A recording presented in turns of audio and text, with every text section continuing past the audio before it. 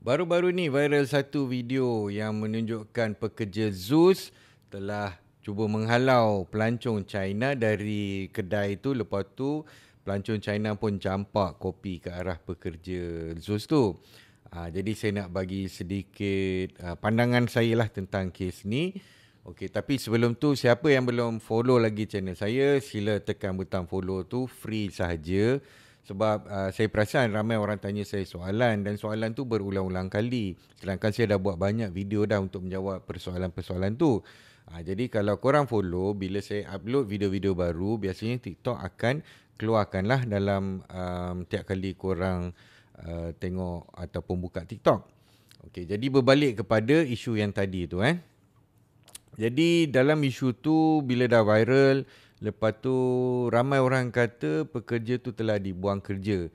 Tapi saya telah baca kenyataan rasmi daripada Zeus Coffee sendiri yang menyatakan bahawa pekerja tu tidak dibuang kerja. Malahan siasatan sedang dijalankan. Jadi saya sangat pujilah tindakan daripada Zeus ni sebab dia ambil tindakan tak terburu-buru.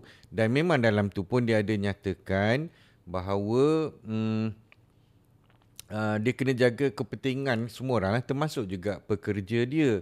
Jadi perlulah untuk kita kalau kes-kes macam ni, memanglah berlaku kasar kepada pelanggan ini satu kesalahan yang berat, tapi kita nak tengoklah sampai kenapa benda tu berlaku. Adakah memang sengaja pelanggan kita yang cari pasal kan? Dan kita kena tengok juga apa tindakan pelanggan tu. Takkanlah pelanggan tu sampai kalau dia nak marah ke apa punca dia? Dia mesti ada punca dia.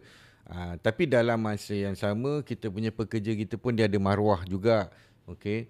Tak adalah sampai pelanggan boleh sesuka hati buat apa dekat kita punya pekerja. Jadi kita pun kena jaga kepentingan semua belah pihak. Bukan sahaja kita punya pelanggan tapi kita punya pekerja juga. Jadi saya ingin mengucapkan tahniah kepada Zeus Coffee kerana telah mengambil langkah yang sangat tepat, iaitu pertama sekali untuk membuat siasatan terlebih dahulu. Dan saya difahamkan pekerja tu ataupun dia panggil Zurista. Zurista tu sekarang yalah mestilah benda tu bila berlaku dia pun dari segi emosi dia tertekan apa semua. Dan saya suka kenyataan daripada Zeus yang mengajak kita untuk untuk memberi ruang kepada pekerja ataupun Zurista tersebut kerana emosi dia tu mestilah dah terganggu setelah kejadian itu. So macam mana pun lagi sekali saya nak ucapkan tahniah kepada Zeus Coffee.